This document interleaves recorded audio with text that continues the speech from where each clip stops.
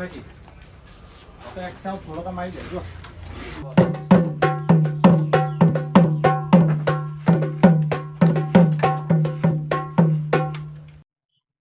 ৰাজ্যৰ নিৰ্বাচনী বতৰৰ মাজতে প্ৰকৃতিয়ে দিলে অসমীয়াৰ প্ৰাণৰ অতি হেঁপাহৰ ৰঙালী বিহুৰ বতৰা আৰু ৰঙালী বিহুক লৈ এতিয়া কলিয়াবৰ কৰিতলৰ এইখন বিপণী অমৰ দাস আৰু বিশ্ব দাস তেওঁলোক ব্যস্ত হৈ পৰিছে। এই বিপণীখনত অমৰ দাস আৰু বিশ্ব দাসে এনেদৰে লোকবাদ্যসমূহ প্ৰস্তুত কৰি শিল্পীসকলক এই বিহুৰ বতৰত ঢোলসমূহ প্ৰস্তুত আৰু মেৰামতি কৰি লোকবাদ্যসমূহ প্ৰস্তুত কৰিছে।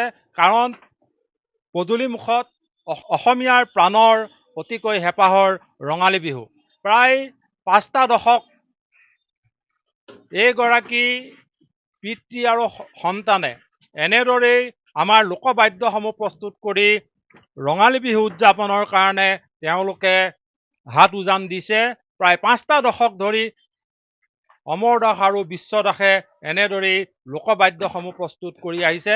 আমি পোনে পোনে কথা পাতিম অমৰ দাসৰ পৰা। এইবাৰ নিৰ্বাচনত আপোনালোকৰ প্ৰভাৱ পৰিছে নেকি লোকবাদ্য প্ৰস্তুত নিৰ্মাণ? হয়, এইবাৰ নিৰ্বাচনৰ কাৰণে অকণমান প্ৰভাৱ পৰিছে, কাৰণ গাড়ী মটৰ যাতায়াতবিলাক বন্ধ হৈছে, কাষ্টমাৰ আহিব পৰা নাই। আগতীয়াকৈ যিখিনি দিছেতো সেইখিনি নিৰ্মাণ কৰি আছোঁ আৰু জেগা জেগাৰ পৰা খবৰ আহিছে মানে নিৰ্বাচনটো গ'লে আৰু তেওঁলোক আগবাঢ়িব ঢোল বনাবৰ কাৰণে। তেওঁলোক আহিলে আমি তেতিয়া প্ৰস্তুত কৰি দিব পাৰিম। বিহুলৈও মাজত মাথো কেইটামান দিন আছে, আমাৰো দিনে ৰাতিয়ে কাম চলি আছে।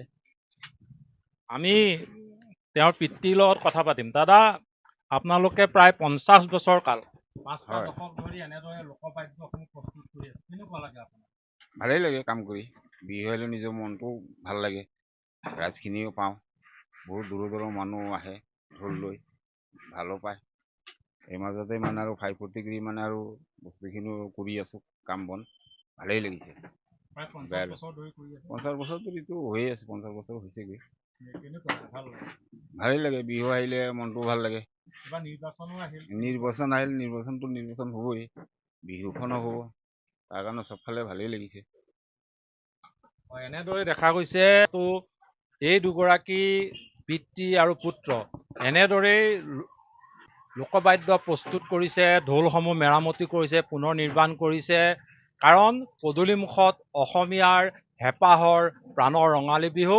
তেওঁলোক এতিয়া ব্যস্ত হৈ পৰিছে। তেওঁলোকে আশা কৰিছে নিৰ্বাচন হৈ যোৱাৰ পিছত আৰু তেওঁলোকৰ ব্যস্ততা বাঢ়িব, দিনে ৰাতিয়ে কামত তেওঁলোক এতিয়া লাগি পৰিছে। নিৰ্বাচন যোৱাৰ পিছতে হয়তো তেওঁলোকে আশা কৰিছে তেওঁলোকৰ ব্যস্ততা বাঢ়িব। তেওঁলোকে এতিয়া এনেদৰেই ব্যস্ত হৈ পৰিছে ঢোল বাদ্য প্ৰস্তুত কৰাত, মেৰামতি কৰাত।